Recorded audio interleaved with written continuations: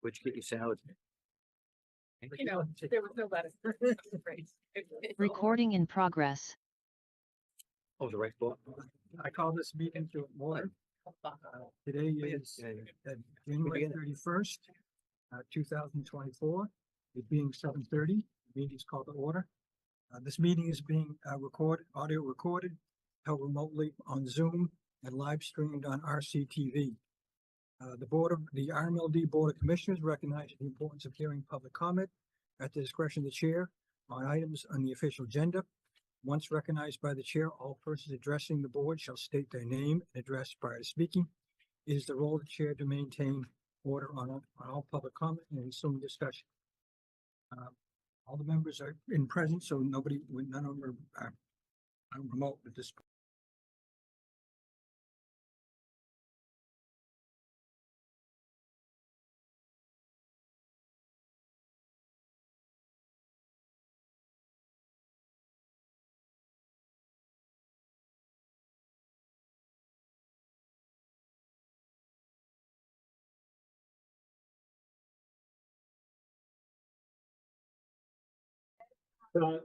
Just unmuting myself. Oh, no, I'm good. No comments. Rebecca Lieberman. What? Rebecca Lieberman. Yeah, we'll get to that. I got the Citizen Advisory Board, and I don't think any liaisons to the boards here. Are there any liaisons? Okay. And we have public comment, and we have somebody on remotely, I understand, for public comment. Okay, go ahead. You're recognized. Yes. Rebecca Lieberman, 50 Pratt Street. Can you hear me? Yep, you can. Hi, Rebecca. Go ahead. Okay, great. I would like to ask why, thank you. I'd like to ask why can't more RMLD programs be opt-out rather than opt-in? For example, at every new hookup or renovation, residential customers could be offered the 50% renewable choice option. I learned from RMLD a couple days ago that only 100 of 30,000 customers are enrolled in this renewable choice program. And I'm sure there are other people like me who used to be a part of the former program. I think it was called Green Choice, which went away and I didn't even realize it. So there could be outreach to those customers. Or what about taking advantage of economies of scale for the renewable choice? Instead of charging 100 participants approximately $20 each, why not charge every customer 25 cents each? You'd still come out ahead. And I also wondered why programs like why everyone doesn't get a time of use meter at the time of new hookups, because doesn't it actually cost RMLD less to have residents using power at off-peak times? And that way everybody could automatically, like you could automatically price shred the peak time use higher. It's just too hard to take advantage of the existing RMLD programs. And clearly with only 100 of 30,000 customers, people aren't taking advantage of these. And if we're going to meet our needs, and full disclosure, I'm part of the climate advisory group where we had the kickoff yesterday. And another thing that Maine has done with great success in getting Maine residents to convert to heat pumps and heat pump water heaters is they are giving the rebates at the time of purchase. And it would be great if we could partner with Doyen's and other places and other stores to do something like that. So those, maybe you guys have other ideas, but we need to do something to expand 100 out of 30,000. That's really shamefully low at a time when everybody needs to be meeting, heading towards net zero. Thank you. Okay, thank you. Thank you. We'll take that under advisement. Greg, you want And we'll cover many of those topics tonight. Actually. Okay, So, very good. but good feedback in terms of how it looks like from a customer perspective. Yeah, I mean, I know that I'm in the program. I think I'm in solar 1 and 2. I get $10 off my bill each time. With the amount of uses I have, it's almost covers my cost. So I mean, it's a great program. We do need to do more publicity and get the word out more on this thing. I mean, we've talked about that before in this committee. So, but it's a good input. I thank you. Thank the participant for bringing these things to our attention. Okay, next one we got is the minutes, the meeting minutes. Official mover, official motion mover. Move that the RMLD Board of Commissioners approve the September 28th, 2023 open session meeting minutes as presented on the recommendation of the general manager and the board secretary. Second that. Is that second? Okay. I do want to make a note on this because I reviewed this. I did have to structure a little bit as to the fact that I was not present, that my plane did not take off on time. I was sitting in LaGuardia because my plane got delayed coming back. And I did have to kind of clean up, I did kind of note that Mr. Talbot took over as acting secretary during the meeting. And then at some point, Commissioner Bitter took over later on. With a split second. And then after we had one said, Mr. Talbot excused himself to leave. Yeah. Okay. Which meeting was this though? This was the September meeting. Okay. All right, so just want to make that note, okay? It's been moved second for the discussion.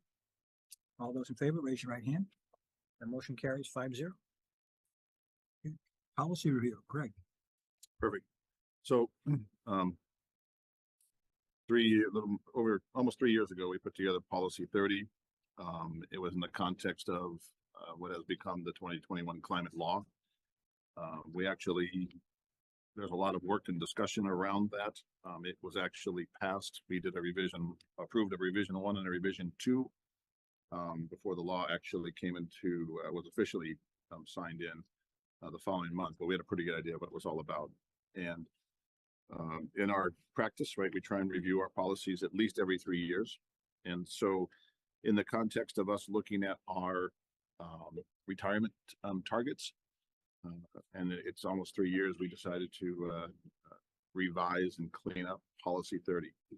So you have in your package, and we started talking about this at the December meeting as well. And we wanted to make sure that all of the commissioners are here before we made any final decisions relative to it. There are what we basically have done is we're going to talk about policy 30 here.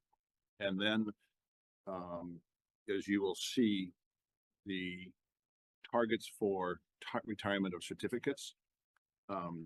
We are making a proposal that we put that in part as a component of policy 19, and specifically as opposed to putting a number in place, because we will propose a number in the board in the presentation here in a few moments. But we wanted to get the procedure completed first before we made the recommendation for the 2024 annual retirement. So all said and done, big picture, we streamlined noteworthy chunks of the policies. We have over 30 policies. They overlap each other in certain areas, and so preambles and stuff that's kind of background context we want to delete.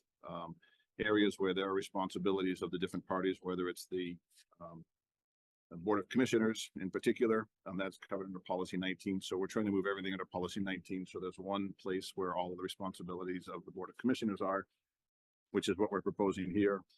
So there's a lot of refinement to it. The other addition to this that we added was to make it very clear that RMLD as a policy is supportive of the Commonwealth's goal for greenhouse gas emission targets as well as non-carbon targets. So those are the main choices, or the main pieces of it. And then the one other thing that I want to draw your attention to, which is in the back part of your package, if you would go actually to the policy 19, just so everybody's on the same page. This is not a formal presentation of policy 19. We will probably do that in 2 meetings, but we wanted to let you know where we plan to put the responsibility of the board relative to setting targets. And if you scroll down to the bottom where it says power supply, scroll right down there, great.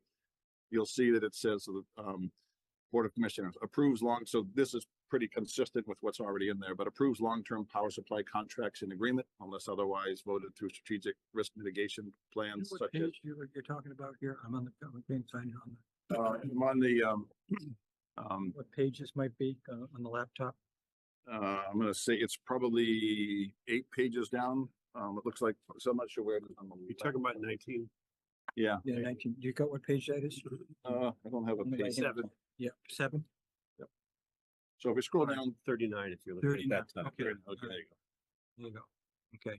So in the power supply piece, again, the Board of Commissioners you as the Board of Commissioners approves long-term power supply contracts and agreements unless otherwise voted through strategic risk mitigation like the TFA, which we are currently, that platform is in place, but given the nature of the market, it's not effective given the nature of the market. It was designed at a time when the market was not quite as volatile. But what we added there, and approves annual certificate retirement targets.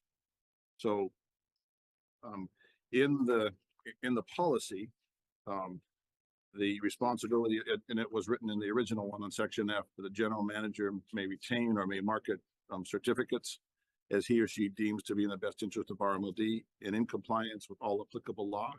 And then we added, and policy 19. So what we basically structured it is that it's the general manager's responsibility to come back to the Board of Commissioners on an annual basis. Besides the quarterly reports that we do in terms of certificate retirements, sales, et cetera, but to come back on an annual basis and make a recommendation. This is what we think the target should be for certificate retirements for the course of the year. We're looking to you to basically approve a target for the year. We'll manage the monthly or the quarterly ups and downs, et cetera. We just thought that was a clean, simple way to structure, having you have the authority to approve the target, but the RMLD through the Office of the General Manager has the responsibility on an annual basis to propose a target. And that's actually what I want to do tonight, because you'll see later in the presentation, we're going to make a recommendation to set a different target than we are currently on path to do. So that's so just on policy 30, streamlined, cleaned up, but the additions are adding the responsibility of the board to approve on an annual basis, retirement targets, and then that we are supportive of the Commonwealth's goal. Those are the big picture pieces. There's a lot of little stuff, but that's the big picture. Questions? Questions? Bob? I go, I think we've gone over this before. The word renewable / versus non-carbon. You took renewable out and you inserted non-carbon. Correct. Here we are later on in the presentation, you talk about geothermal, a proposal of an energy producing that's burning gas, right? Correct. So we're conflicting with ourselves with non-carbon. So I guess, but I don't want to pigeonhole us into non-carbon renewable, right? It's someone could say, well, it's not, it's, something that could be good. That's better than what we have today, than what we're doing today. Right. So let's either hyphenate it, renewable non-carbon, or I don't like the choice. I don't like the just striking out one as an option, because you don't know what can become. Someone could do something great and you come up with a high efficiency something. Who knows? So here's the thought process. So what did come out? So the reason why I mentioned the context that the bill was actually signed after we put the original policy in place. And at that point in time, renewable certificates was the right metric. As the bill was finalized, the metric that we are held to is a non-carbon. So whether it's renewable or emissions free, I mean, that's why we've been in the habit for the past 2 years, maybe 3 now, of calling them certificates as opposed to RECs, because RECs is a subset of certificates. And as you'll see in the rest of the announcement, so I'm just making sure I understand the question and give you the answer as I understand the question. But the metric is non-carbon. It's a little bit more comprehensive. It's a non-carbon target. It's not to say that everything we do is 100% non-carbon, and renewable fits under non-carbon as far as the state, because this is a compliance obligation. As far as the state's concerned, renewable is also non-carbon. Does that answer? It does to some extent, because then you defined in the later on, you defined other things as the sources, and then you kind of went in there. We're and trying to keep ourselves flexibility, right? Right. I just don't want to limit to what that word renewable, because a lot of people love being lawyers, right? So I just want to make sure that just to make sure I follow you. I thought we could basically replace most of the places where it was renewable with non-carbon. Are you looking at a place where it says renewable, or you want to add renewable back in? I want to put renewable / non-carbon back in. And if you're saying it's a subset of non-carbon, as far as the state's concerned, it's a subset. But I guess in our policy, I know but words are important, I think, sometimes. Very. I just think if you hyphenate it, I'd be happy with the hyphen there. That's all. Or slash or whatever, just putting two together. Non-carbon is more inclusive than renewable, so it does include more things then. sometimes somebody Nuclear. says that, Yeah. when I say, renewable energy source or a better energy source might be something that's carbon capturing, right? So our carbon capture stuff will fit underneath this. When I say that, so the metric this is real helpful to make sure we're all on the same page. The metric that we are held to from a compliance obligation in the 2021 climate law is a non-carbon target. It's a non-carbon metric. It has nothing to do with the inbound fuel source. So whether it's natural gas, oil, coal, or whatever. The issue is the output. Well, as far as it's what the state's concerned. Now the state can change stuff, and of course they will. So we want to keep ourselves flexible. And what you're going to see also in section F is that as laws change, it's the general manager's responsibility to come back to you guys to report, hey, there's a change, and hence we got to change the policy. So this office is supposed to monitor that kind of stuff. I'm with you, I think, in the intent of what you're saying. But this non-carbon is the broader umbrella, and I think if we put renewable in, it restricts the flexibility that I think you're trying to encourage us to have. That's correct. It's a flexibility issue, but if non-carbon is the umbrella, under the umbrella. It's the biggest that's fine. umbrella. It is, yeah. I'm okay. That's good clarification. The other item Sure. was, again, moving if we're gonna move that portion to, Policy 19. well, We didn't move it actually because it didn't exist anywhere. The way it was originally written is that the general manager had the authority to retire.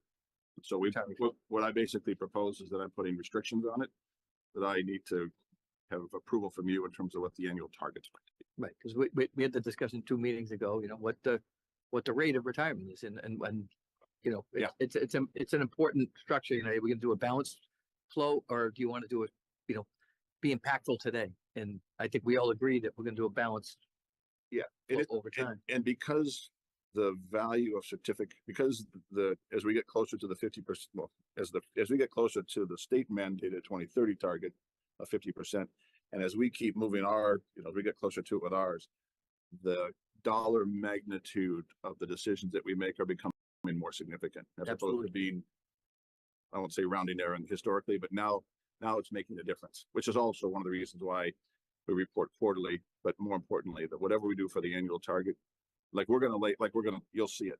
We're going to lay out, here's the economic impact. Bill and his team has walked through, here's the impact in terms of the different numbers.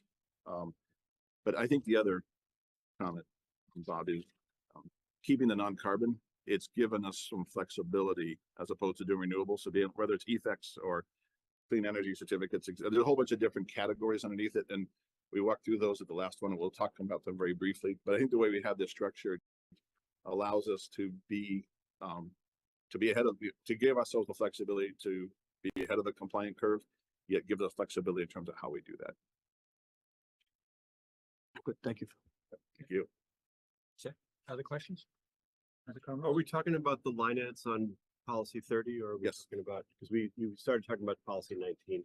Well, we're talking, so what we want you to vote on is the policy edits on the line edits on policy 30. But what I wanted you to understand is that we are adding, or we will be adding to, with your approval, probably into 2 sessions, a change to policy 19 that will add the responsibility of the Board of Commissioners to approve The recs. well, the certificate Certificate sales. the targets for the annual targets, not the individual ones, but the annual targets. Like we want to be at Okay. 30% or 40% or 20% or whatever number this year, that's where we want to be. So I'm going to the general manager's office is going to make a presentation to you, Okay. and you're going to say yay, nay, maybe. Well, not maybe, you're going to say yay or nay. Or whatever. So because if I'm not mistaken, the only thing that establishes whether we have non-carbon power supply is whether we do or don't retire the certificates. that is what that defines if we are compliant or not. Exactly right. Well, that it defines whether we have, whether we have power supply that can be characterized as being non-carbon is purely a function of whether we do or don't retire certificates, right? Yes. Well, then that, From a compliance. but that should be integral to policy 30 because, it's the only thing that determines whether we do or don't have a certain percentage of non-carbon in our power supply. So it's like, it's the whole ball, in many ways, it's the whole ball game. I think the objective here in adding the policy 19 reference is policy 19 with the edits that are likely in the future going to be proposed. Right. Gives us the opportunity to set a target and approve that target as a board instead of just having the general manager have the direction on that. So adding policy 19 gives us the ability to impact the rate of retirement. Yep. By using policy 19. Right, but I You're making a different point, Dave, aren't you? no, I'm not. Okay. I'm making a point that if we're updating policies about this critical topic, that I would suggest that all of these cohesive edits should be in front of us at one time. And that, And that's the intent. Yeah. right, but just approving a policy about our non-carbon and greenhouse gas reduction and not having, if we're going to do something in the future that sets out how we determine certificate sales, of which RECs are a part. Certificates for the people, the cheap seats like me, took me 10 years to understand this. I'm almost there. Almost. Is that certificates are for renewable power, but also nuclear. Correct. And It's maybe, the whole bundle. right, The and maybe other things. Yep. Right now, we sell everything but the nuclear. We sell everything but the nuclear certificates. So this defines, right, this defines how much, when we report to the public and to the state what our level of non-carbon is, it is a function of our decisions about REC sales. But from a state perspective, it's their definition of certificates of what we retire. So they're on the same page in terms of retirements is the only definition of, so they've already set the compliance obligation and they basically say, here's how we measure it and here's the targets. So that's already established in the state law. And Dave, we know what we're purchasing. We're purchasing, our energy supply comes with RECs, right? So we know I we're just don't- purchasing. I just feel like, I guess I just feel like it really is the only thing that determines whether our power supply is a certain percentage of non-carbon is whether we have retired the RECs. Sorry, certificates of which RECs are a part. So that I feel like our policy in this area should be saying that what this point about what we're going to do later about how much certificates we sell and which ones we sell should be integral to, as I read this now, should be integral to policy 30, not just something we do as a footnote later. Or that we have both of them together in front of us and we can understand how they interact, because it would be good for us to, I just have this at one sitting and have all edits related to this topic in one vote. I have no problem with that comment. What I'm trying to make sure I understand, Dave, is this from a compliance perspective in terms of whether we say we are non-carbon energy or not. Yep. Is a metric that is designed outside of this body. So it used to be a market defined, but it's now a state legislative defined metric that we could say whatever we want, but and we can make any sort of internal policy we want. But in terms of the, from a public presentation perspective, Yep. And I think we're going to solve the underlying problem as we retire more and more certificates as opposed to sell. And we're going to make a pretty bold proposal here in a few minutes. Okay. But I guess what I'm hesitant to do is to add a definition that's already defined by the regulatory body to which we have to report. Since it's already defined what that metric is, let's use that metric. That's what I'm suggesting as opposed to putting it here. So there's Go ahead. There's 2 points to the changes. One is just making sure we are in full, consistent compliance from a definition standpoint to the law that we are trying to abide by. That's very clear in here. That's the Yep. non-carbon element. And then the second small piece is adding and policy 19, which Yep. references Or the will, approach that we take. that as will the- reference, because it's not in there now. Correct. And that's a good point, yeah. Policy 19 is in the packet. Right. And lays out how those targets are set. In the future, we may modify policy 19 when it's brought to us, and then at that point, we wouldn't have to revise policy 30. Or we could leave policy 19 the way it is, Like, and it doesn't impact. I mean, we could try and put it in here. I have no problem putting it in here, but you know, our goal is to try and our policies are overlapping, internally inconsistent, and overly complicated, to be blunt. True. And, okay, good. So what we're in the process of doing amongst all the other things is just trying to make it more clear so we can follow the policies we have in place.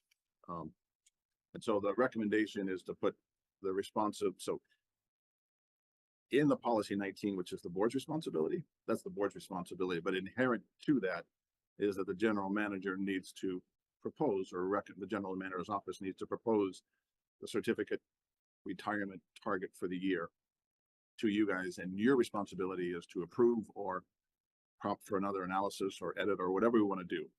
But we now, with the way policy 30 is written here in front of us, Dave, is it adds an obligation of the general manager office to check in with the Board of Commissioners annually in terms of what that target should be. Okay. And I think that's appropriate. Back to your point, which is, again, the general manager's office reports at the pleasure of the board.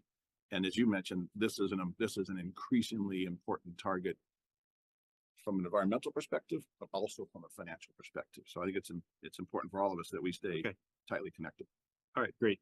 I just have the 2 line edits then. Two quick things on the line edits. One is, why is the old F deleted? Why is it that we're not saying we may vote on changes to this policy?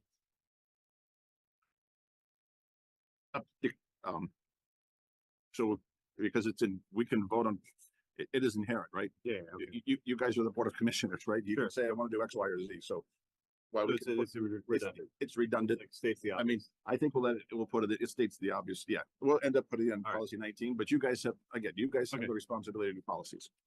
Then the only thing I would suggest on this as written is that in the little box here, Yeah. it lists a bunch of things. I think it's enough to say that RMLD will explore other generation technologies that are compliant with the state law, period, because they may change in the future. And these would seem to need more definition of like hydrogen system. I don't know what that means. I mean, Yeah, that came from a recommendation from the CAB. So as your recommendation on that one that are compliant, we can delete the rest. We can delete, so we can I would just delete it after the law. reference to the law. Yeah. Okay, because- so delete including carbon capture, fuel cells, hydrogen systems, low temperature, geothermal, just delete all that. Can we put that up on the, Yeah. so I can see what. Because I what it mean, is? hydrogen system is not a generation technology. It doesn't really mean anything. Right. It was sort of, it's a placeholder to say we're gonna look at hydrogen. Yeah, Go to the let's get- table. Let's get the wording up there. Right before, so Where's the- sources, The last sentence. Yeah, so just Delete. after there, just put a period after 11F3/4 and then leave it with the rest. and then I have one other. And delete the rest. Start delete, yeah, delete. Okay, and then if I may request one last edit. Okay, if you could go to E. On the second page. So again, I'm trying to be very diligent to remove, to broaden it. But in the third sentence is, may market Rex instead of Rex, we could replace that with certificates. The same, just give it broad, because otherwise, same, I did catch it before, my apologies. You put it in different color, Erica. Does we can actually see. We'll turn track changes on there. Okay. I'll accept that as part of the main motion, if Oh, okay. everybody agrees. Okay? Okay. You can make the motion now, if you would, please. Move that the RMLD Board of Commissioners approve policy 30, renewable and greenhouse gas, GHG reduction regarding power supply procurement revision 2, as presented on the recommendation of the general manager. As amended, could be And- friendly amendment. Well, I accept it as part of the main amendment. I'll accept those changes as part of the main amendment. Okay. So noted. Okay. Okay. Further discussion? All those in favor, please raise your right hand. That motion carries 5-0. What? I did. We need to read it again for the record. If we want. Come on, Erica. Stay with the flow here. Come on. I don't know, kidding aside, if we want to reread it to be legal. I'll do it again. Move the RMLD Board of Commissioners. Oh, sorry. Move the RMLD Board of Commissioners approve policy 30, renewable and greenhouse gas, GHG reduction regarding power supply procurement revision 2 as presented on the recommendation of the general manager. Second, That was moved to second. So we got to vote. you want to vote again? Let's do it. All in favor, raise your right hand. And vote it again. Thank you. You know, I'm remiss in the fact we have Ray here today, and I forgot to ask you to introduce yourself here. Okay, go ahead. What? We got a mic, so they can drop hear you on RCTV. So I'm gonna begin the meeting, so. So those at home can hear. Ray Porter, currently Chair of the Climate Advisory Committee, and on the ballot for the Reading Light Board of Commissioners. So vote early, vote often. Thank you, Ray. Thank you, Ray. Okay, let's move on to item number 5. Okay, Bill. So put the presentation up here, yeah. So I'll go quickly. A lot of this will look very familiar from when we approved the rates. We have good news as far as the rate increase goes.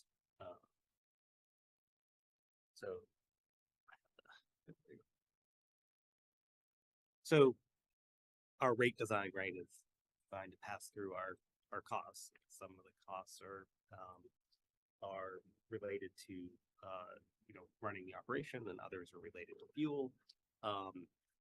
We still compare well against our IOU counterparts. So people that live in our service territory are benefiting from the public power model. These are the new updated rates.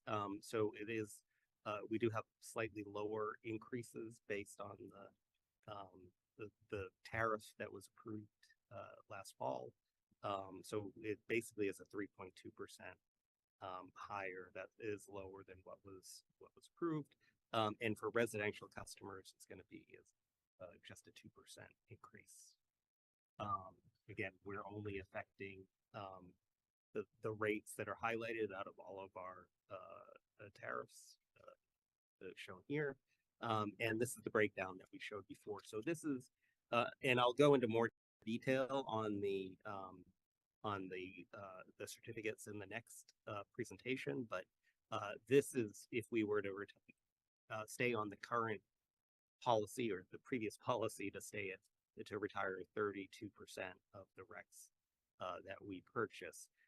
So at this rate, basically the tariff rate charges are staying the same based on your vote, but the price forward curves on fuel have gone down. That's good news. The volatility is less than what we were expecting. There is, it's been warmer weather across the country, not necessarily here, but in other parts of the country. So that has had an ameliorating effect on prices. So we, the power supply costs will only go up by 0.16%. So it's instead of where we were over 3%.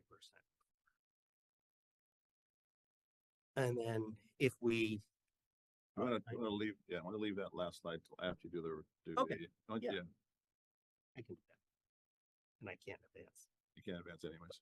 But just so, just to be real clear, back in October, we approved those rates, and the rates, and what we didn't approve because it's built into the existing rate structure. You didn't approve power supply. So power supply is passed through, and that rate's already in place. So we didn't make any changes to power supply. So the rates, which were the customer charge and distribution energy charge, Yep. those we approved last October. We didn't make any changes to those. And so what we're basically doing is, with the presentation here, is and we'll publish this data now because the rates would take effect March 1st. But it'll give customers an idea of what they expect their monthly bills to be relative to 2023. So net, each rate class is a little bit different, and each monthly bill is going to be different depending upon the actual kilowatt hours. But we've been pretty consistent over the past several years of using the average residential rate as just a placeholder as a reference, which is just over 800 kilowatt hours a month, times a combination of the tariff rates that Bill explained, plus the power supply forecast to the best of our ability. Net, it's a pretty minimal increase, which is good news for our customers. Now the fun stuff. Now to talk about certificates.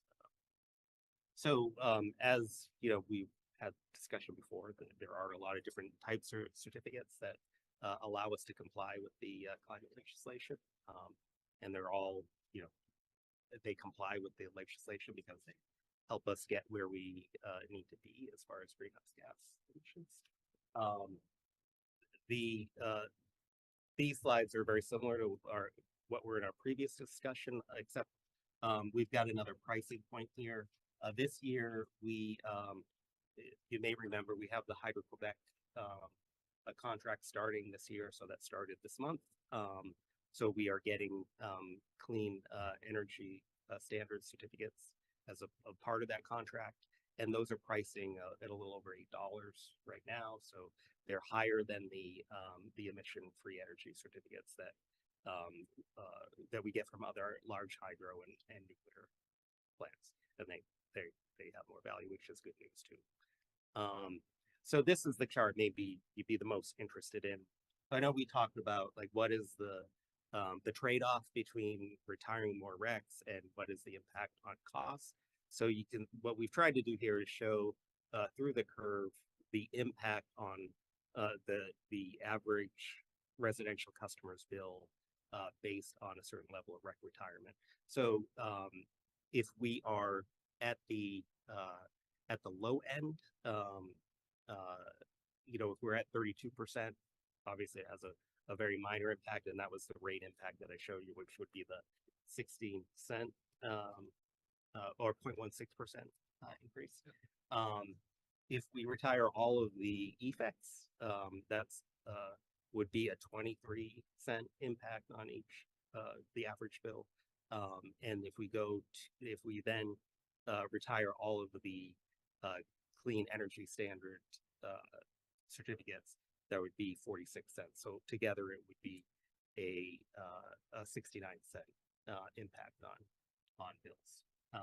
And then, you know, if we were to go, the reason we stopped there is we could get to the 2030, we could exceed 2030 compliance now at a nominal cost to customers. So we'll accelerate our compliance, and then we still have the revenue from those certificates. But if we wanted to go to 70% retirement, the impact would be greater. It would be about a $5 impact on each customer's bill per month. So our recommendation is to go to 55% because we think that has the best balance between retiring more and advancing our compliance and having less of an impact on customers. So that is our recommendation. Yes. So that's it. And then I'll go back to the. Yeah, wait, why don't you show if you can bring them back to the other. Yeah. Let's show the impact on the overall rate of that. So the last slide he put together on the rates is the recommendation, like if we go to 55%. Yeah. This is what an average monthly bill difference would look like. Yeah, so it goes up by 91 cents. That's the 69 cents plus the latent impact based on the fuel charges, the power supply.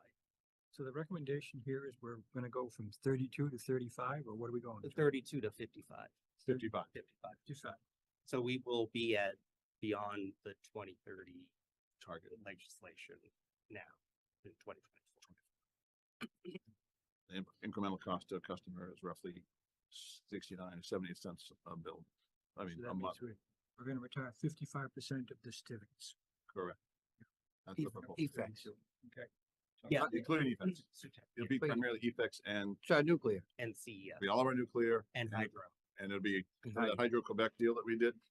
And now, there's a lot of benefit to it. So it created those CECs, the CEC-Es, the clean energy certificates for existing.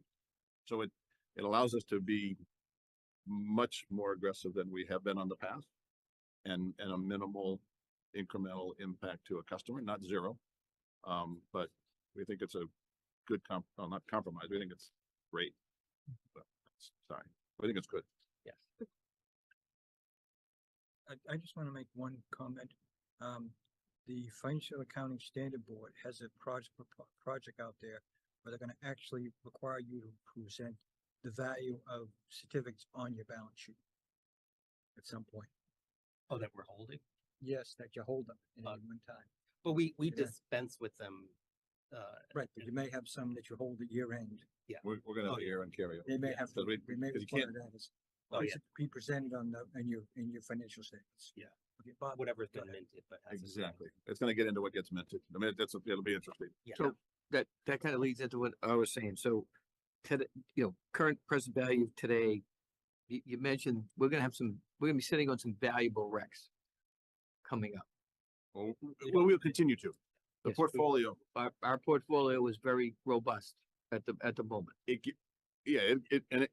between now and 2033, 34. Yes. And we got some contracts that come off, but the effects and the Hydro Quebec ends in 2029, and then we have the option to extend that one. Right. So between now and 2029, we could keep this level with no incremental cost to a customer if we decide to. But go Right. ahead. I think your question is the right one. So, Cool for So- 2024, but what about 2026? right. Why increase our retirement now when it could be more financially beneficial to Reading Light to do it at a later date? Yeah. We discussed doing it at a very balanced approach. Yep. To keep that rate increase down, right? And stay on par. We're achieving a higher number, okay, but it's not necessary. Legislation dictates that we want to be at this mark at this date. We agreed to go on a linear path. Financially, we're giving up a financial gain at Reading Light by doing it early. I think you're potentially selling something earlier that's worth more later.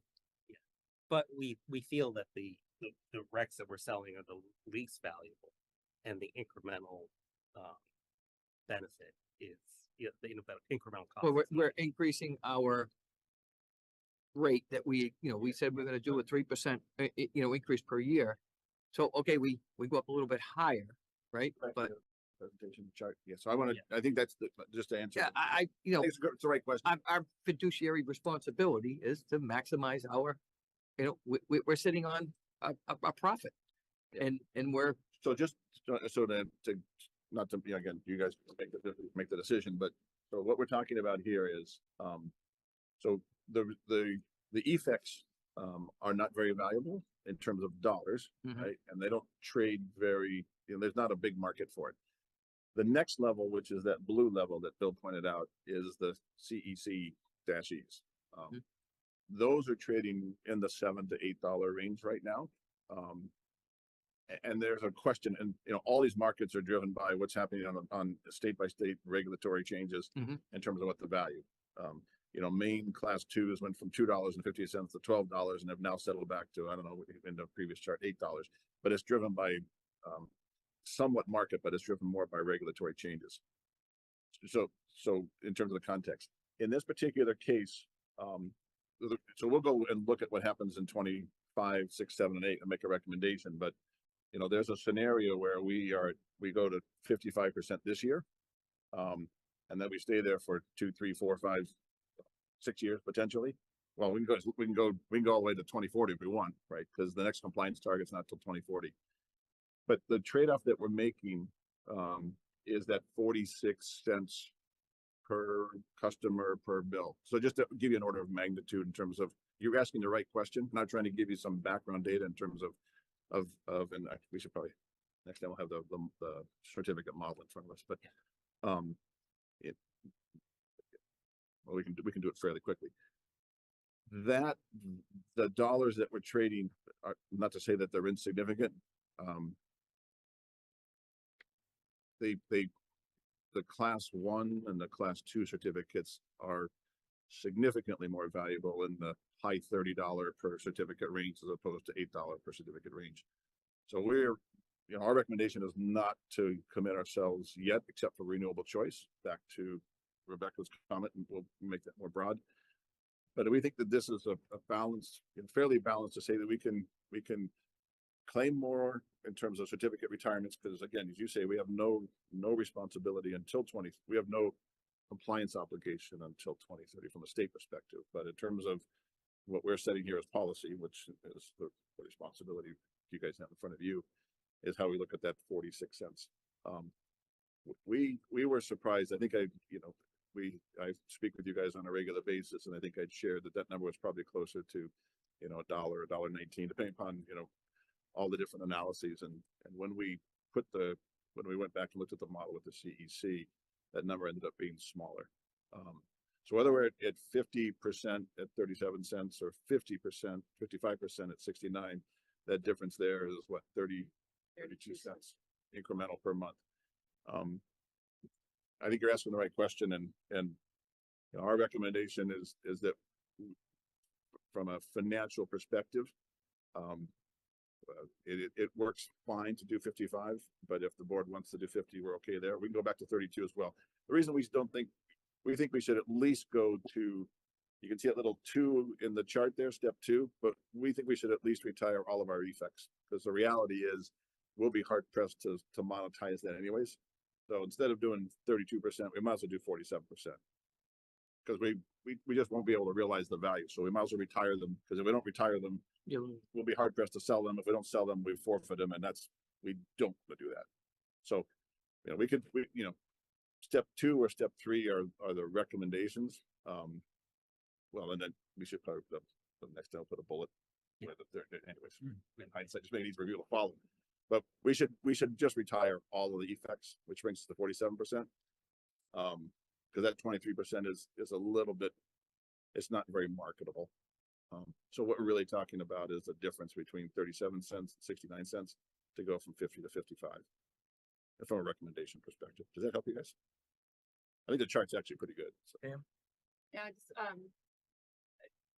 just for transparency, I fully support this recommendation. I think as we think about our mission, reliable, low cost, carbon, nothing Got that across. nothing is more We should have that up here on the wall. all 3 elements of that than this kind of recommendation. We're keeping the level of reliability of the current power supply portfolio. We are keeping costs low. We are remain very competitive. This is a very, any increase is important for us to consider, but it's extremely limited and lower than what we anticipated, even with this change back in October when we voted. And it moves us, markedly towards that end state complete non-carbon target that we have to meet eventually. I would love to have us explore how we create value from the fact that if the board votes this way, that we will have achieved the goal, the 2030 goal early from a Commonwealth standpoint. Oh, we will market the heck out of it. What kind of investment would we have access to in funding and grants and things like that, that our leadership in this position could potentially bring? And on that note, 2 things, just to add some additional food for thought. We are having lots of conversations with legislators and the Commonwealth, a lot of different departments. And part of the reason why we added into policy 30, is a policy. I mean, we're doing it, but to make it clear that we can point to a policy, we are supportive, and we are taking action to help the Commonwealth hit its goals. And so we'll, if we do this, depending upon what we decide to do, we will definitely we'll make some noise about it. But I think the other thing, going back to Bob's question, we are in a I won't say a low point, but as Bill mentioned earlier, right, the energy market is still very volatile, right? And it is tied to air temperature specifically, but weather. And right now, the forecast for 2024 is a fairly mild, well, certainly a mild winter for the rest of it, and mild into December of 2024, to the best of the ability of people to predict weather. There'll be a question in terms of how hot does it get in the summertime. And last summer we had fairly mild overcast, unlike the rest of the country, which is particularly warm. Where I'm going with my comment is, you know, that might make sense just in terms of thinking about the recommendation that we do 50%, you know, that we make the motion for 50% as opposed to the 55, which gives us a little bit of flexibility. So I say this, well, I'll say, you know, the public, right? Whether it's 50 or 55 from a Commonwealth perspective, you know, every little bit's good, but there's not a lot of incremental value. It's going to be great for us to say that we are already, from a retirement perspective of certificates, we are at the 2030 target, and we can say that with legitimacy because we will retire them. And that's got I think there's a lot of value to that for a whole bunch of reasons. So you know, but just for continued discussion, you know, just kind of thinking about, you know, Bob's comment,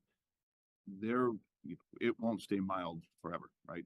You know, there is nothing but upward pressure. Well, when I say mild, there is continuous upward pressure on energy prices, right? And we are ready. So 2024, you know, we are in a favorable position in terms of how our power supply is structured, and we're going to manage it very well. But there's not a lot of downward pressure, it's upward pressure. So, you know, if we make a commitment to be 55 and in 2025, now power supply is significantly more expensive, which is not crazy. You know, then that 33 cents or that 32 cents, I won't say it's any, you know, percentage wise will be less significant, but that's just a food for thought for us to think about. So whether you do, our recommendation is to do at least 50, you know, just kind of thinking about the discussion we have tonight, 55 would be great. But, you know, if there's more discussion on 50 versus 55, I think 50 is very logical given where we are, Bob, in terms of the power supply. We got lots of flexibility. Bill and I had another discussion. We're working on, again, we got to work on power supply, but we're working out another structure where we have even more flexibility for 25 through 29 in terms of being able to retire certificates that don't have a lot of value. So I think for the next 5 years, you know, whether it's 50 or 55, we should do that instead of the 32. That's our recommendation. And I think it hits all the three targets that we talk about. Anyways, that's the recommendation. Make sense? Yeah. I just want to understand. So the difference between the 50 and the 55% is almost negligible from your perspective. It's 32 cents. 32 cents, right? Month per average bill. I would say it's negligible. What are the cons? Out of $150. What are the significant cons from your perspective of doing the 55? Bob says we'd be losing money because it'd be more valuable later. Potentially. Yeah. Well, it's not. Well, but I understand the effects, right? The effects wipe them out because it's the right thing. Right out the effects put you at 50. Basically, I guess it's 47. That's what I'm asking. 47, It and throws then outweigh the cons by going to 55 in your opinion.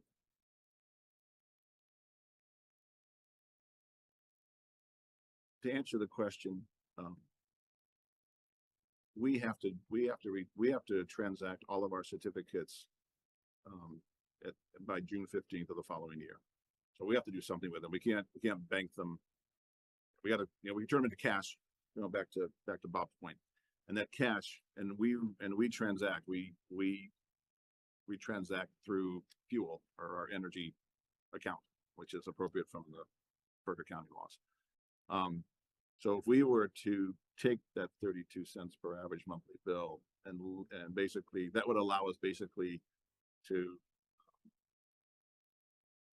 sell those certificates, basically take that 32 cents and keep the monthly bill by 32 cents a month. Now, out of $150, it's not a big number, but, and again, it's not for me to judge. So the cons really are purely economic at this point in time. We're in a really good position relative to our certificate portfolio. We have lots of flexibility. So I'm not worried about running out of certificates or having to go to the open market and buy class ones. And even if, you know, I shouldn't say no matter what, that's an overly statement, but we have lots of class ones too. And we keep adding more class ones with the contracts that we've done. So is there any cons to do 50 versus 55? No, it's an economic decision, to be honest. And yeah, there's no obvious cons. And we are in a position where, you know, next year, I mean, I don't think it's highly improbable that the GM office will recommend going backwards, right? Which is going back to, I think, Bob's concern. But I don't envision that, just given the portfolio of certificates, because we can see our certificates, we can see out 5 years easy. So the answer is purely 32 cents a month. Yes, thank you. Okay. Dave, you want to? I don't have a problem with this. I think it's great if we can exceed our targets. I think it's long overdue, quite frankly. Thank you for putting it forward. Team effort. I mean, it's a team effort all the way around. So I waited for all the commissioners to speak. I think Bob brings up some interesting points, but I have to agree with Pam. I mean, I fully support this. I don't think it's a major increase. Looking at 23 cents, it's not a major increase, you know, for what we're doing with the environment, you know? So I'm fully supporting the 55% at this point. So matter of fact, I would consider in the motion that we add in after the words annual certificate retirement plan of 55%. So we put it in the motion. So we have it in the motion. Now, it might be, I don't know if it's, that could be the variable number. Don't put a number, my opinion. I'd like to get it actually in the motion so people know that, you know, what do we know what it is. The only important thing to remember is that as our load goes up, the percent of the certificates stay fixed, essentially, but the percent will go down. So, you know, there might be, that might be the rationale to not put a firm number. Like up to 55%.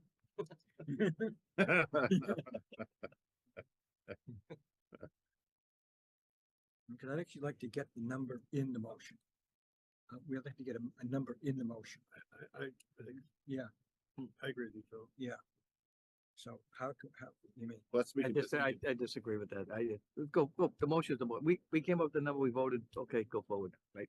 Again, Phil, Yeah, part of disagreement, but we'll make it work. So can we put in there up to 55%? The annuals, That gives you enough flexibility. maybe, Well, sure. You can put, instead of as presented, replace it with up to 55%. That's what you put in there. Can I just ask though, if Sure. the load changes, this could actually translate to more than 55%. The load goes down. Right? Yeah. So again, I'm with Bob on this one. As presented and what you're presenting is a scenario that would get you to 55%. Well, So just. Yeah, what- Make sure we're not restricting.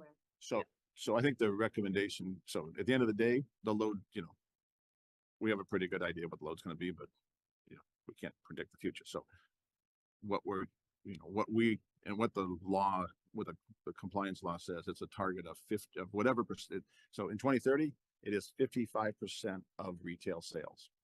So we will know at the end of the year what our retail sales are. We will then basically say, is the number 50 or 55%. We will then retire, but we'll have an idea of it. So we do this on a quarterly basis. But we will hit the percentage target. And the percentage target is just like the state measures it. So it'll be either 50 or 55%. We can say up to, but if you say up to 55%, well, we can say that, and then, you know, we'll report back every quarter. So we'll let you know, here's where we are, and we're on a track to hit 55, or we're on a track to hit 50. If we think that the world's changed massively in the second half of the year, we'll say, hey, the target's going to be 50. We'll keep you posted on what we're doing. But I think up to 55 that gives us flexibility. I'm okay with that. All right. So any further discussion? Does somebody want to read the motion at this point? So what am I reading? What we're doing is. Instead of as presented, you're going to say up to 55% of retail sales, of annual retail sales. Of annual retail sales. Move that the RMLD Board of Commissioners, contingent on the recommendation of the Citizens Advisory Board, approve the 2024 annual certificate retirement rate Up to 55% of annual retail sales. retail sales on the recommendation of the general manager. You got that, Erica? You're good with that? Okay, second that, Erica. okay. Been moved and seconded. Further discussion? See none? All those in favor, please raise your right hand. Opposed? I was gonna lose anyway. Let the record show that motion carries 5-0. 4.5.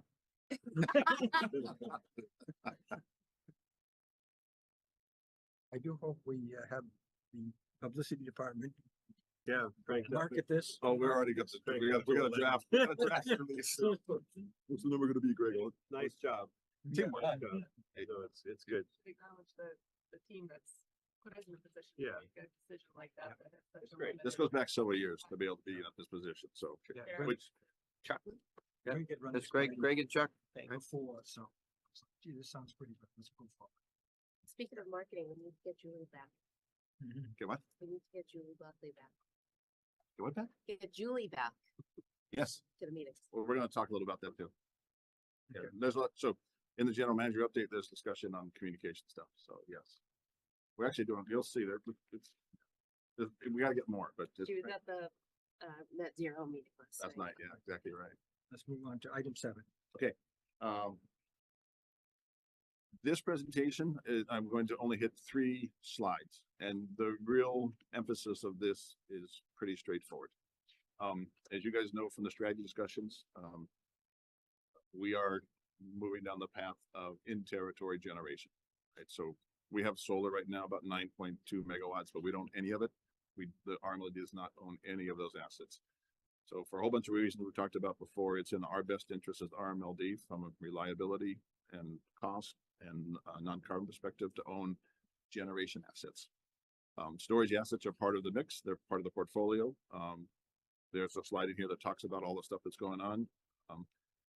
We are anticipating a little bit over 10 megawatts of additional storage being added to our system before the end of this year, which is all the good stuff.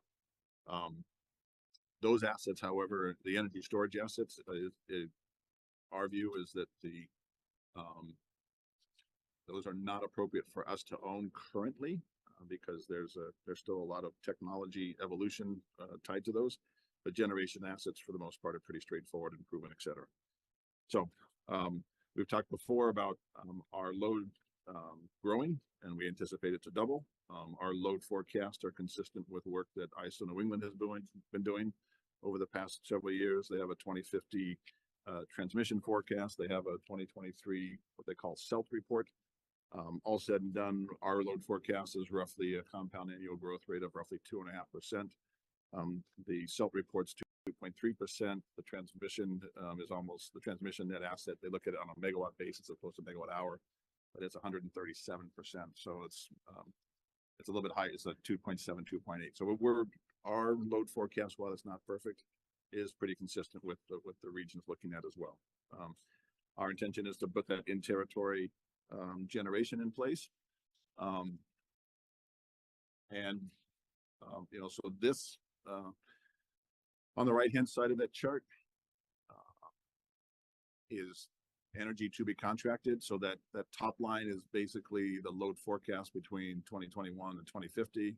That's roughly the 2.5 compound annual growth rate, or roughly 2x. All the colored bars are contracts, the existing contracts.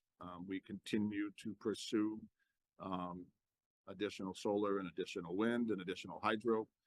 You guys remember 2.5 years ago, we made a big push to add hydro. Some of those contracts fall off again, so we're going to continue to keep that hydro at a higher mix. Nuclear, we already made it, we might add a little bit. We're trying to balance between Seabrook and Millstone, but we don't expect, we're roughly just under a third. We think that's a pretty good portfolio balance. But we have a lot of work to do to fill that contracted piece, to be contracted. And we can do that real time or day ahead market. That's not we'll do that in the 10% range, which is the open position. But new contracts and in territory generation, that's C and D are the two pieces. And the big focus for us right now, an important focus for us is in territory generation. So that we are trying to do. Then the question becomes, what do we fill in? So, some of the discussions we've had over the past several months, what else did you guys look at? We have engaged a third party to do a technical assessment of carbon capture fuel cell. We'll talk about that at the next meeting. But we wanted you to walk through all the different things that we're thinking about for in-territory generation options. So a hydrogen is really a storage device. It's not really a generation device. But interestingly enough, over the past 3 weeks, another local hydrogen electrolyzer company is trying to move into the area. So we're having ongoing discussions to actually take on somewhere between 1 and 2 megawatts of load to handle their business coming into our territory, which is good. But again, it's early in the market, early in the game. So hydrogen is really not a solution for us until mid 2030s. We already talked about our nuclear portfolio, but any sort of nuclear inside of our territory, whether it's small in SMR, small nuclear reactor, or anything else, is highly unlikely to be in our territory. It's just not going to happen. We have wind projects already spread across the region. We'll do more wind projects, but a wind tower inside of our territory, not going to happen. So again, all viable stuff, part of the portfolio, but if we're trying to put something inside of our territory for all the other reasons we mentioned in the past, those don't work. Solar works. We talked about solar before. So we've been doing solar since 2010 technically, but 2015 and all the way through 2027, we're going to do as much as we possibly can. And I'm not going to walk through the slide, but you'll see a little more detailed data. We're about 9.2 megawatts right now. By the time we get to 2027, 2028, we'll max out at 40 megawatts. And the reason we'll max out is there's no more open space. Solar is wonderful, but it takes horizontal space, and that's something that we don't have in our territory. So we'll max out, but as we talked about before, it'll be less than 10%. If we max out at 40 megawatts, it'll generate under 10% of our load currently, and our load's going to double. So we'll do it, and it's good, but it doesn't move the needle. In the lower part of that, we talked about low temperature geothermal. We're continuing to do research on that. We've been researching it for a year and a half. It is not yet commercially viable. The reason why we think it's interesting, we talked before, we can't go out, we can't go broad because there's no land. We can't go into the sky for a whole bunch of reasons. There'll be no wind towers. The only direction we can go is down. We're sitting on a big piece of granite, so we're looking at low temperature geothermal. Ray knows a little about geothermal from a home perspective. We're thinking about a larger scale version to generate electricity. So we still think that ultimately there's a solution there that would work well for us, but it's still out. It's down the road, and we need to do things now, which is why that middle block of carbon capture fuel cells. So what I just wanted to walk you through is we've looked at a bunch of things. We continue to look, and I won't walk through all these details, but all those projects continue. But this is the slide I wanted to end up on for this particular session. And this is for that goal. So again, back to the goal of reducing CO2 emissions, supporting this is slide 17. This is, I'm not sure what page it is on the iPad, I'm sorry. But this basically, 2021 through 2024 is our actual CO2 output. And that's, again, tied to our retirement. And so based on the decision today, it'll have a little bit of a jump down. And then the rest of it is, what we need to a steady state to hit, net zero by 2050. We're looking at this carbon capture fuel cell as being a bridge technology. It does use natural gas. But again, the metrics that we're focused on is the output, and the output is CO2. And so if we put CO, and we're going to basically come back with more specific recommendations and ask for approval to move forward at the next meeting. But I wanted to keep you guys up to date in terms of the things that you asked us to look at and how we still, as we keep looking at this, and we're being very cautious on this, we honestly are. But in terms of looking at the portfolio of things that we can do in the context of our mission of keeping the lights on, reliable, low cost, make the bills affordable, and being non-carbon, this fits in the portfolio. And the way we're looking at this, it's a 15-year project. As you can see here, it would generate basically, if we didn't do that, we would be foregoing basically a 40% annual reduction of carbon emitted each year. So the comment behind here is just we're going to keep pushing on this because we don't have a lot of options, and we need to do something. So that's kind of the big picture. We could talk more offline about all the other background. That slide deck is pretty, it can stand alone, doesn't have to be presented. There's a lot of text up on the front. The other element that continues, and we talked about this back in the September meeting, which was a summary of the NEPA meeting. But ISO New England, Gordon Van Wheely, who is the CEO of ISO New England, the concept of what they call energy adequacy, we call being fragile. But the regional network is becoming more fragile. And so, while we are not Grid or Eversource or Unitil or Liberty, we need to do something, and we think that we're in an ideal position to take some action now, that will take care of our ratepayers, but also provide examples for other people to learn around us. So that's, the rest of it is standalone stuff. So that's just a quick snapshot in terms of where we are. We're continuing to dig deep into a bunch of different technologies, but that carbon capture fuel cell it has legs, despite the fact that it has natural gas as an input. Any questions? So just a quick update. Just thinking about recognizing you guys will continue to come back and provide more updates, opportunities for us to kind of get a little bit closer to the technology or see similar types of. Good point. Yeah. So next steps. Yeah, thank you for the prompt. So next steps. So as I mentioned, we're doing a third-party review. We'll report back on that. We're digging a little bit deeper into the updated economics, the whole program. We're having a series of follow-up meetings with different Commonwealth representatives, legislators, regulators, different departments. Again, we're trying to make sure that we have their support from the perspective of not only this project, but the other projects we're trying to do, like Maple Meadows, for example. We have uncovered a sizable carbon capture grant that we're going to apply for this spring. We're working on acquiring land. There is an opportunity. So the carbon capture technology that we think is going to be the logical thing to bolt onto the fuel cell. Fuel cell technology is pretty established. If you want to see fuel cell, that's pretty easy to do.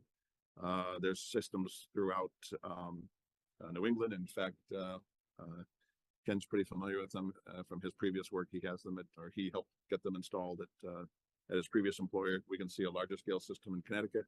That's for the fuel cell. For the carbon capture, there actually is working technology right now in New York City. So we're in the process of arranging a trip down there. We would like to extend that offer to the group of you guys to come and see it as well. We want to see it as well for a part of our due diligence. But that'll be part of it. And then on the 28th, we'll come back with a more formal presentation. So sometime in the second or third, when's the tentative schedule for New York? They said second week of February, first half of March. So Erica, as you guys know, Erica is awesome in terms of coordinating all of us. So Where is it in New York? They have several, but they're in large buildings. Oh, they're like in boiler rooms. Uh-huh. Yeah. you'll be, yeah. I don't always switch buildings, but it's Manhattan. Yeah, it's We Manhattan. have to go in the winter to boil. Okay. I think go to, does that help? Yeah. Yeah, thank you. Okay, good. We can go to GM goals. Oh, yeah. Great. Good. Eric and I've got a bet of 2 hours on this meeting. We're not doing it for time. We're trying to cover stuff legitimately. One of my responsibilities to you guys is to propose the goals on an annual basis. We'll need to do a 2023 performance review as well, but at least to kind of get us started. So this is in your package. It is a structure that I think worked pretty well for 2023. So this is 2024. It's called the GM goals, but the reality is the GM has we're a group of 90 people that are trying to get stuff done. So this is the broader direction for the overall organization, but things that I am focused on to make sure that we get them this year. So there's the vision, right? We put together the strategic plan, but the emphasis in 2024 is going to be on territory assets, and obviously whatever we decide to do on carbon capture fuel cell as an example. So we're actually moving forward on that. We've already started to engage more deeply the legislative side. We had talked a couple of years ago about you all as being elected officials to be part of that legislative interaction. So we're going to try and schedule that as well as we get further down the road. We've talked before in that second category of team and personnel, right? This is about the team to get the stuff. It's one of the most important responsibilities that I have as in the general manager role. I've got some key hires to make. I'll talk about some of that in the GM update in a few minutes. We do have union contracts expiring at the end of 2024. So this summer will be contract negotiate, or this spring and summer. And then we're also looking at, we're trying to get a better performance feedback, and maybe we're gonna play around with 360-degree feedback stuff. Scroll up, please. On the customer side, we have put in place a weatherization, so big picture. We have a very strong incentive program based on the feedback we got from Rebecca. We need to do even more to let people know the incentives we have. But the weatherization incentive we put in place last year, we're going to expand that this year. She mentioned the concept of time of use. We are in the process of doing it. So in order to do that, we need an AMI meter. So we're in the process of doing it's in the capital budget. But it'll be 2 to 3 years before it's fully rolled out. But that'll be an AMI. So that's a big project that needs to get done this year. There'll be more communication stuff in terms of web and mobile app. Again, we'll talk about communications in a few minutes. And then, there's a lot of leadership change at the town manager level and both Wilmington and town of Reading. We've got a really good relationship with all the towns, but just keep making it better and better. On the platform, more data analytics. We're actually, one of the recruits that we're doing right now is adding some more horsepower to Bill's team. And so some of the people are very strong in data analytics. This is a data-driven, it's a physical infrastructure place, but it's becoming more and more data, not a surprise to you. Funding, real important piece, right? So we are in a good financial perspective, but given the growth that we want to do in terms of asset acquisition, it's going to require significant funds. So one of the goals this year is to put in place, and there'll be a lot of updates, particularly as we get into the summertime, in terms of how we're going to do bonding. We are going to end up in that mode given the magnitude of the investments we need to make. And again, we keep chasing down grant opportunities. And so we're doing that not just by submitting grants, but also making both at the state level and the federal level, trying to make more noise, back to the value. We're doing all of these, we're the innovative place that you want to test things out. So that's beginning to get legs. And then we've talked about the power supply piece, but I think the key driver there is not only in territory generation on the utility scale, but also the school. We played around with Burbank. That didn't prove to be the right location for a whole bunch of things. We're still chasing down the schools, particularly in the senior center in the town of Wilmington. Maple Meadows, we've figured out a way to be in a position to help clear the title. So that's gonna. We are resolute in pursuing that opportunity because we think that we're the best people to do it. And if we don't, I'll slightly right there. So anyways, that in a big picture are the main categories and the goals that the general manager office has got targeted. We've done no motion right now, but I would love to have feedback from you guys, sometime between now and the end of February. And looks great. What about this? Don't do that, whatever. So we apparently have agreed in our contract that within 30 days we need to close this off. So I read about that today. Anyways, it's appropriate to put it in front of you guys, but I want you guys to know where we're trying to head because I look to you guys for, providing guardrails and feedback. Any feedback right now? Yeah, the only thing I gotta mention, if you go for bonding, that's gotta go in front of Reading Town Meeting. Exactly. That's part of the process. So that's Phil, that's exactly why we need to be working on that now. Got to get done now because that's not a trivial. There's a lot to that. So that's why it's on there. It's not just a little thing to take care of. It's not trivial. All right. When you say you expand the winterized incentive, so what is that? Can you define that better for me? Sure. So right now, we basically have a program where as part of the audit program that's been in place for a while, they make recommendations in terms of air sealing and insulation. But they make a lot of other recommendations. But what we basically have done as a pilot or as a test program is for those customers that are applying for air source heat pumps, we also give them the option to do to have some additional funds for weatherization. It's 50% of the incentives up to 2,500. That's the way it's currently figured. It's got good legs. It makes a lot of sense. Customers should be doing it anyways. So there's a question in terms of, so we're looking at that, but right now it's, we put it in place back in June of last year. We'll report back. We should probably just make a note in terms of, Ajay's got that action to all the incentive programs. So that's what that's all about. But it's basically insulation primarily and air sealing currently. And then some people would put the air source heat pump rebate, which we've had in place for quite, for 4 years now.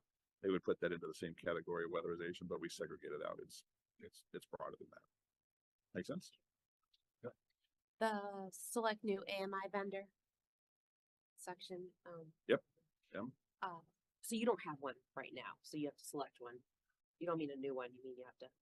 Well, when I say no, we actually, we have an AMI vendor. Oh. So we have 2 meter platforms right now. And one is an AMI system, but it's limited to 3,000 meters. And then the other 29,000 meters are really an AMR, which is an automated meter reading system. And so at the end of the day, our goal, and that AMR is approaching its 13th year. Typical life of them is less than 15 years, so it's the right time to do the replacement. So we have put together a pretty comprehensive, this is going to be like an $8 or $9 million investment, which is again in the budget. But we have to walk through we want to, not just have to, we want to walk through a formal bid process. So we've been working for the past, 6 months, putting together a bid package, which is actually going to go out next week. It didn't go out yesterday, it's going to go out next week. And by summertime, we will have selected who that AMI vendor is. So for the people at home, is AMI one step closer or the final step to when they can have an app and read their own electric usage on their phone? So, I thought you were gonna ask a different question. So it is the final step that allows us to implement time of use much more broadly. In addition, so that's built into that's awesome. And in addition, the capabilities that allow us to do that will also allow us to do the app development. So to answer your question, the 2 are set. So in terms of time of use, it is the final step. In terms of the mobile app and that type of stuff, it's the foundational platform. So we've got a design and a design. We've got specifications in terms of the mobile app. So that will be one of the things that we try and accelerate so the 2 come together. We are a massive believer in a mobile app. Yeah, and other parts of the country are using it Yeah. already for a while. Yeah. Well, yeah. The So driving habits, I would think. So a year ago, we did a lot of research on who was using mobile apps. And so Florida actually has one of the best systems, and they actually license it. So we actually just might license this. We don't want to develop our own, but and they provide a lot of education in terms of how to think about a mobile app, et cetera. So they have one, and then not Dominion, but who's the Philippines? Anyways, there's 2 or 3 on the East Coast. It's not that broad, that mobile apps. FPL's probably got it by far the best than the other ones we've seen around. In terms of what we call a real mobile app, anyways, the answer to your question, yeah, and we are, this office is passionate about that mobile app. It will get done. Can't wait. You're familiar with the SMART goal structure? Which? SMART goals, be more specific, measurable, attainable, realistic, time bound. We can talk more about it, but I'd love in some of these areas to be a little bit more measurable. So where we have things like recruit new large customers. Do you want 1? Do you want 10? Do you want 100? Where you have things like broaden or expand, just putting a specific target against that. Yeah. So I'm an engineer and I love data. So I am more than happy to put very specific targets around things that we have the ability to control. Sure. So we will be very aggressive in terms of recruiting customers, but I won't put a target on it because I can't. Maybe think about it differently then. What are the measurable activities that you will, actions that you will take to recruit customers? Cool. Yeah. We can talk about that. Yeah. Now, but just thinking about it in terms of that, I think both are. Yeah, that's good feedback. As well as the organization as a whole. And then the last thing, I know these are full year goals, but there may be milestones. You want to create.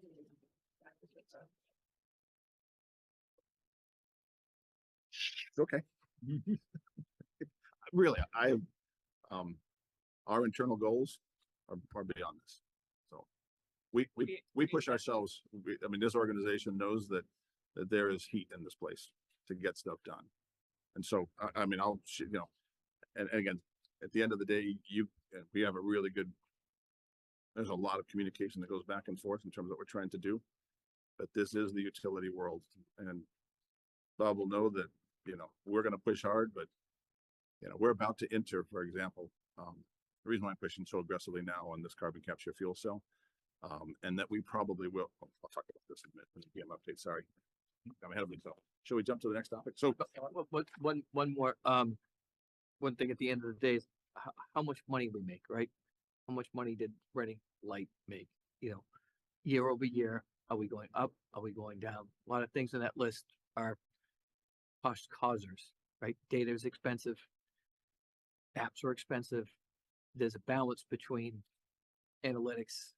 There's a balance between how I can buy the best, but at what cost, right? So I think what's very important is to have what our rate of return is. And I know we do a report every year. We do a great report, but part of your Every job month.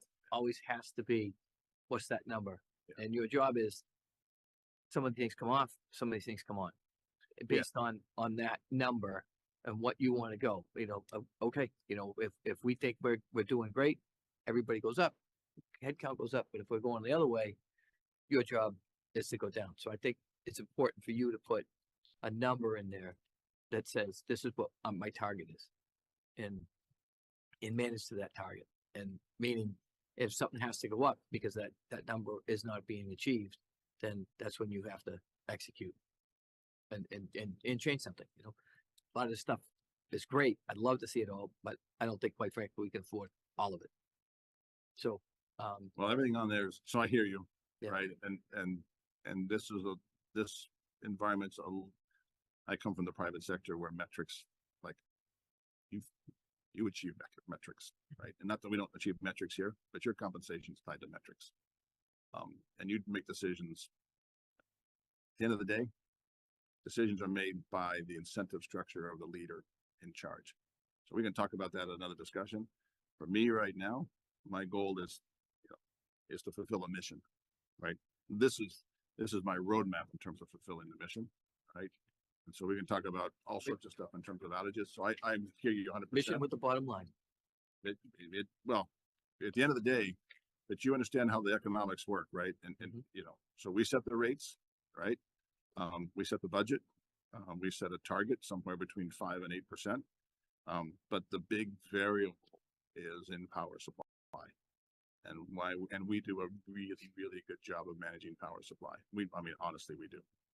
And so we can look at the other 30% of this. Not that I don't look at it, right? Because there are a lot of things that come up that we're not going to do, and anyways, tons of things that are great ideas, but the stuff that you see here. So I hear the feedback clearly, and I will think about ways again to quantify.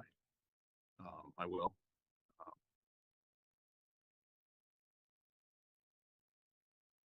Our time horizon is literally 2030s and 2040s, not 2024. So I hear you, right? And the metric that I'm looking at is, our rates, right? Are we in the middle of all the MLPs, and are we less than the IOUs?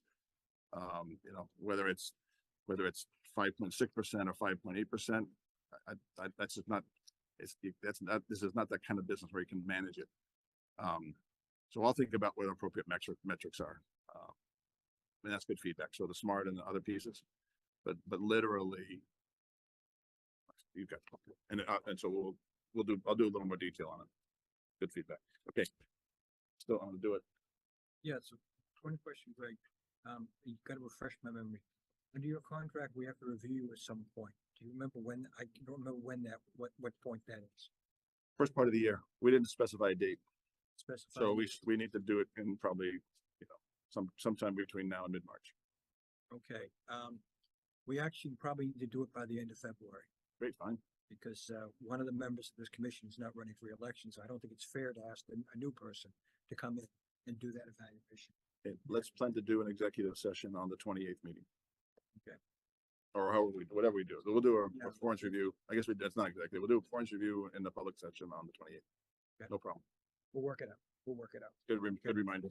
I think we also, as a group, sagely, built in the raises and the small bonus each year. So there was a whole big rigmarole we wouldn't have to go through.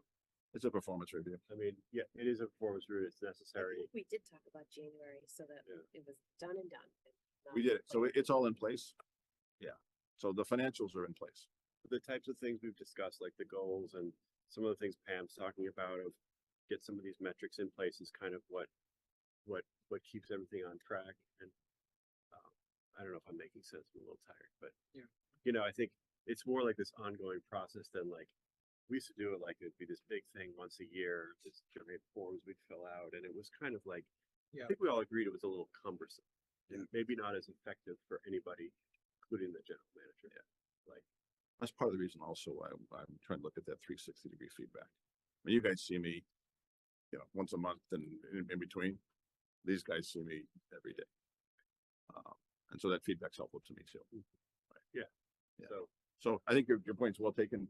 So the performance review, we have a commitment, but it's not, there's no financial well, I mean, you could terminate me, but there's no financial like, it's not like it's, 2% or 1% or 5% or 100% or Right. whatever it is. It's just, so we set that aside and, get the job done, Greg and so now the question is, well, are you getting the job done or not?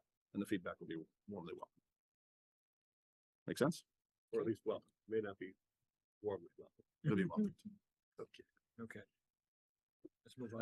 That was meant to be presumption. No, seriously, I appreciate the feedback. Okay, next slide, please. Right. The other guy. Okay, quick general manager update, because, thank you. So, always start with the team. So the new director of operations, a guy named, I don't know if I can say his name. Anyways, we have a new director of operations, great guy. We sent a press release. He's off to a running start. Picture of the paper was like a mugshot. What's the picture of Mike? Yeah, it was like a mugshot. Yeah, he's a Picture of the paper. he's a great guy. Mugshot. I expected to have a side view after. He's a solid addition to the team. Hiring convicts, Ally. Good job. Small point, just I added the detail, so. I put this in purposely, but we're adding an additional billing specialist, partially to prepare for transitions in several years. But also for the AMI, because when the AMI, so we have to, that transition it's more than just putting meters in the field. It has a lot of implications internally as well. So kind of getting ready for that. Obviously we filled the director of operations I mentioned a moment ago. We've got candidates we're looking for in terms of the director of engineering. I currently am the acting director of engineering. That's working out okay, but I can't, I'm working hard to fill that position. You guys know from earlier discussions from me directly, I'm filling the director of HR, a lot of good candidates. And then this enterprise data, this goes back to your comment, Bob, that, some of these positions we push off. So I kept pushing this one off a bit on the data side. I still need it, but it'll be later on. So I'm already making those kind of decisions. Obviously January, you guys were well aware, a little more stormy than it's been lately. So we had a couple of extended January storms. All said and done, the team worked very diligently. Restorations were very quick. One of the things though that we're working from the engineering perspective is, and from vegetation management more specifically, is how do we minimize the outages? You're not going to zero them out, but it's great to be fast and we want to always be fast, but what things can we do to reduce them? I mentioned before that the union contracts expire at the end of December, so we're working on those. And then in some of the earlier discussions, I was trying to get an employee survey done late last year, early this year. I'm going to fill the HR position before I do that. So the morale continues to be good, but I still want that ongoing feedback. Communications, Arlena. So one of the things we're going to do is put I'll call it public facing outage maps. So outage maps, we've been cautious on these because of the architecture of our IT system. We want to make sure we don't inadvertently expose any openings for cybersecurity. So we've been very careful how we're doing this, but we're going to, by mid-year, before we get to the summer thunderstorms, we'll have the outage maps in play. That'll be very helpful for customers. Just an easy way, whether it's the mobile app ultimately, but at least on the website to be able to see what's going on. You know, Julie and I have been working on these current insights. I think we talked about them back in the October, November meetings. We've been doing that, so it's twice a month. We record them back to back. But they've got legs, right? And one of them has almost 700 views. Johnny Dom. Johnny DeWong. Yeah. So anyways, that's coming together. And then we also have Zoom capability, which allow us to broaden the guests as opposed to having somebody actually have to come here. So next week, we're going to do a Zoom one and also broaden the audience. So it's another mechanism of trying to get communications out. A resident keeps asking me what happened to the RMLD current that used to come in the envelope monthly with the bill. The insert. I understand that they come out of North Carolina. I just learned recently. So Yeah. adding an insert is not an option. No, Or could we have a QR code on the bill that says, zap this. So now we capture your email and we can communicate your. I think that latter is a good idea. Right. But I think some people just liked opening it and reading it right. Yeah, there. no, and there's a lot that do that. There's also, I don't have the exact number. We have a lot of auto pay electronic bill that never even, lights are on, everybody's happy. So the point being, we want to again, the bottom line message, when it continue to increase. So we're doing, so that's a great suggestion. I think the QR one on the bill is a great idea. So we can do that probably pretty quickly. So have Bob look into that one. That's going to be a good one. We send so we have roughly 32,000 meters. Our email list is about 20,000. And, fun fact that Julie shared with me, we have a 63% open rate. So people, I don't know how much they read them. We try and keep them short and sweet, just easy to follow. But that's pretty darn good. So we're going to really see if we can't get more punch out of that. A year and a half ago, we restarted our Facebook presence. So it's got presence. Between that and Twitter, or X, formerly known as Twitter, 2 to 3 posts per week. So again, just not constant, but just updates. We have our quarterly webinars. We're trying to decide the next quarterly webinar topic as we speak, but that typically has about 150 participants. And then there's subsequent reviews, 2 to 220, 240. So that quarterly webinars are actually pretty good, and they're meaty too. There's stuff to them. The other element is that picture on the lower left. So we have a home energy evaluation kit at all 4 libraries now. There's two kits at each one. It has some temperature meter. It has some basic instrumentation type stuff that you can do some measurements, and it's got some basic samples of stuff. And we've arranged with the local hardware store that if they want to buy more stuff, they can get it at a discount. So just trying to, again, continue elements in terms of home energy evaluation. So a lot of stuff that we're trying to do in a communication, and then we're pretty visible at the various meetings, etc. So all good stuff. Last piece. So it's not significant right now, but it's going to be significant in a couple of years. And so I think I've updated you we've been working on this for the past 2 years. It's a group of us MLPs that understand the massive change that's going to happen in the transmission network. And so we've basically gotten together and we're going to do it under an ENET piece. But anyways, the regional transmission network it's got just an order of magnitude. It's the value of it right now is about $12 billion. And in order to accommodate the offshore wind and the more distributed solar, and those are the 2 big pieces, and then importing stuff from Canada, there's already planned an incremental $20 billion of investment. These are massive numbers. And all of the ratepayers around the region are going to end up paying for that $20 billion, plus the ongoing maintenance of the $12 billion of installed base. And remember the very original slide that Bill showed you, right? So 19% of our current cost structure is transmission. And part of it's, we're measured on a monthly basis. And so the stuff we're doing with peak management and battery systems and generators and all that kind of stuff to reduce it are all important. We're going to continue doing that. The Commonwealth and the IOUs for the very first time want the MLP world, which represent about 15% of the total load in Massachusetts, are supplied by RMLD and the rest of the other 41 MLPs. So we're about 15% of the load. So we're small, but we're still, it's not 5. So partially because MLPs universally have a very positive reputation, the Commonwealth and the IOUs want us to be part of this build out because a $20 billion bill is, most people don't like that concept of it's going to cost me more. So we've basically teaming up as ENET, it's ENE Transmission. It's just kind of an organizing entity. We're one of more than a dozen in this group. It'll probably grow to be 30 of us by the time all is said and done. But the opportunity is primarily economic. And again, any one of these projects, we will come to you, and say, we would like to participate in a project. So as opposed to a power supply project, it'd be a transmission asset project. So this is just, more details of what I've kind of been talking about. There's an opportunity for us to participate as an MLP, and our participation would purely be financial. So we would end up basically investing, and we would invest realistically, given the magnitude. These would be $5 million or $10 million or $15 million blocks. We would bond for them, going back to the comment that, all this costs money, right? But the transmission assets have a guaranteed rate of return of over 11%. Guaranteed. And our cost of capital is in the range of 4%.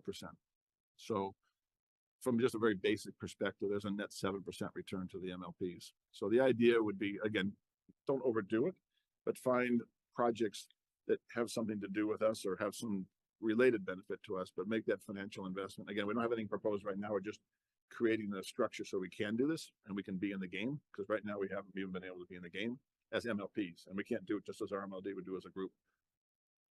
It will put a little, small downward pressure on the transmission cost because our cost of capital is low. But the big benefit is, it might provide an ongoing for 20 years or 30 years or 40 years, depending upon the asset, of a 7% return on our invested capital net. So it's just setting the stage of, again, trying to think out of the box to do unusual things in the context of keeping our bills low. Yeah. That would be potentially Reading Light's new nuclear baseline. I'm not kidding. You make an investment like this now into this type of opportunity, and you're setting yourself up. That was the only thing. I didn't know what the duration was. If it's 20 years, 30 years. Well, it depends upon the asset. Right. But these assets are like three decade, average 3 decade. Yeah. You're putting that's that bottom bar. And that's a financial bar. That's just It says the bottom bar. It comes in constantly. Yeah. Guaranteed. Guaranteed. Yeah. Guaranteed. Guaranteed. You're paying out, but at the same time, everyone pays the bill. You're paying yourself. It's a net 7%. Yeah. Anyways, more details later, but again, I just, trying to keep you guys up to speed, make sure we take care of the individual employee. I mean, there's a whole range of things we're trying to do. Again, we're trying to think out of the box. And so we and one of the other MLPs have been really pushing hard over the past 2 years, and, it's now got legs, and, we're not going to drive it. We're going to drive it as a collective. So it'll be a win all the way around. So anyways, questions? Right. Okay. Yeah. Can we do that? Go ahead, Ray. Yeah, give him a microphone so the TV, they can hear in the TV. I sensing you're wrapping up, which is why I sort of jumped in. I want to go back to Rebecca's comments at the start of this. Yeah. She mentioned she was part of the climate action. I think she really meant the net zero group, which Yeah, met net zero, yeah. last night. She had, because she's on my climate committee. Didn't recognize the name. But she's the net zero program. Between the net zero program and the Killam School, the interest and the exposure by the community to the energy demands of the community is far greater at this point in time than it's ever been. So if you haven't heard much about it, or we haven't sold programs, or we haven't talked about programs before, it's maybe because nobody was asking, no one was listening, and whatever. But now that you have community programs like Killam, like Net Zero, where they're talking about trying to meet these environmental goals, Rebecca's comment to you today was what we're going to hear more and more of.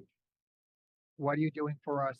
How are you helping us meet these goals? We're being challenged as a community to have cars and heat pumps and stuff. How is RMLD helping us?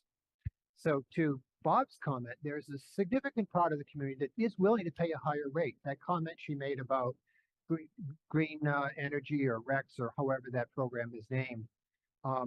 Renewable choice. Renewable choice. To Pam's comment, let's sell that. Hey, everybody, we got new green credits. you know, we're opening up the renewable choice program. Anyone that wants to, through it, extra credit on their bill, voluntary, there's an opportunity to sell those additional credits we just fund and not just have it all drive to the bottom line on the rate. So there's a marketing opportunity, there's a pat on the back opportunity, and there's a messaging opportunity that as we are pushing electric power into the community, that we're pushing green electric power into the community. We're doing that. Yeah, yeah. That We're, part we're doing it, but my point, Greg, is are we getting the message out? And is the community responding in a way such they're signing up to the programs that we have?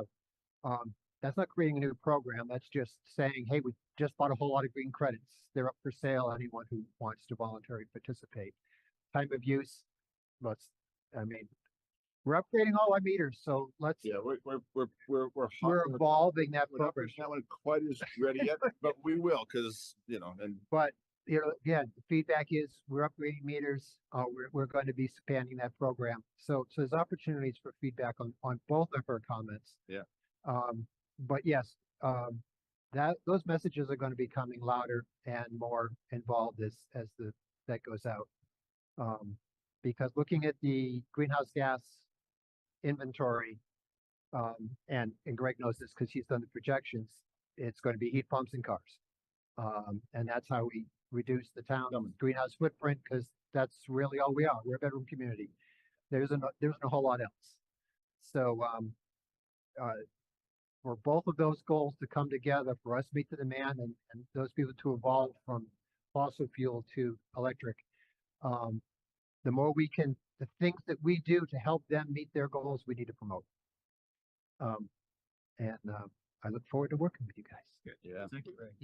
Thank you, Ray. One thing to add to that, if I may, Mr. Chair, just that I think there's a role for the community to promote them too, because I know the department has been promoting, and I've been one who's saying, hey, why aren't we doing more to promote? But they do. I remember the time use meter used to be promoted on the cover of the bill. The actual envelope said, hey, time of use meter, call this number, and still we're stuck at a couple of percent. So it's really not, I don't think it's it's not for a lack of departmental effort. These things are out there, they're promoted, but there's only so much they can do. And I think what I mean is to say, it's not like we can't do more, but there's a role for the community to promote what RMLD is offering themselves and bring in the customers and bring in those interests to us. Yeah. Yeah. Coca-Cola spends millions of dollars every year to sell Coca-Cola. Yeah. Everyone knows what Coca-Cola is. They can recognize a can or bottle Yeah. away. It's still, it's a constant thing. It's constant. Yeah. And the Yeah. communication strategy. Yeah. No, but and the takeaway, Ray and Dave, and this goes back to some of the other thoughts. We're open, like we're trying to explore new avenues. Like again, also we're just trying lots of new stuff. The QR code, again, but you guys see things too, because we think we try and get out of the box to look at stuff, but things that, oh yeah, I saw this, don't forget about it. So feel free to, not only in the meetings, but hey, I saw this interesting way of communication, or saw this interesting piece. You guys know how to reach me. One nice thing about this organization is that we're big enough to have resources to be able to try things and get things done, but we're still small enough to be nimble. And that, and we say that literally to every potential vendor, the power supply, everybody, like, you want to try something, come try with us, right? We're a great sandbox to play in, and we'll try stuff. Now, we're trying to figure out how to make all this stuff work faster, and we're really open-minded. So I think we do a good job, but there's we got to keep pushing on it. So, and that's what we'll do. So I think the takeaway is, you can't do it enough, right? Communication, and we're better, but we got to do more. And again, ideas you guys come across, so the QR, that's great. And anything else, open ears. That's it for me. Anything else? Okay, I just want to give a quick update on the Charter Commission. Yeah. Basically on the Charter Commission, Greg, we had 2 meetings since our last meeting. Greg attended the first meeting and made some administrative recommendations on one of the paragraphs. At our last meeting, which was last Monday, there was a representative from Reading Town Council, who came to appear there's as many questions about some of the things that they want to change, whether they have to, and what, you know, if they do this, do they have to go to the special legislation and so forth on that? So one of the things, unfortunately, when there are things in the charter that go beyond chapter 164. And so we've raised the issue is, is that legal to do that? Unfortunately, the town council was not prepared to answer that question. He had not seen our legal briefs at this point, the white paper or whatever. They'd not been shared with him. So we did agree that we would share some of our legal opinions with him, and so he could come back and let us know whether it's even legal, or even enforceable, what's in the charter. Because there are many things in the charter we just don't follow. To be quite truthful, we don't follow the charter. We follow 164. Yeah, we follow 164. So, and even there are things in the charter that are so outmoded that it's ridiculous, because positions have changed over the years at this point. So I've talked to general manager about getting the legal opinions out at this point. In process. There is some concern about one of the old legal firms and some of the information that happened during the ills. So we have a plan B. We have a plan B as to how to deal with that. Okay. All right. I'll be glad to talk to anybody offline as to what those issues are. Okay. All right. Other than that, we just got the warrant schedule. Anybody have any issues with that? Whether Marlene is in after she's gone. Yeah, so we'll have to adjust But that. tomorrow night, you get me back, I'm gonna do the cab coverage. Okay. Great. And I'll cover, the March. Okay. So that's a swap. Sounds good. Okay. All right. February 1 and March 21. Yeah. Right, cab. Yeah, January, March on the table. Yep. So I got the February one. You got February 20. Yeah, I got February 22nd. I believe it's already in my calendar back in the office. Okay. All right. We have no executive session scheduled, so I will entertain a motion to adjourn if somebody wants to make it. Move to adjourn. Okay, is that second? Second. Second? Got everybody second. All those in favor, raise your right hand. Opposed, that motion carried. We are adjourned. Thank you. Thank you.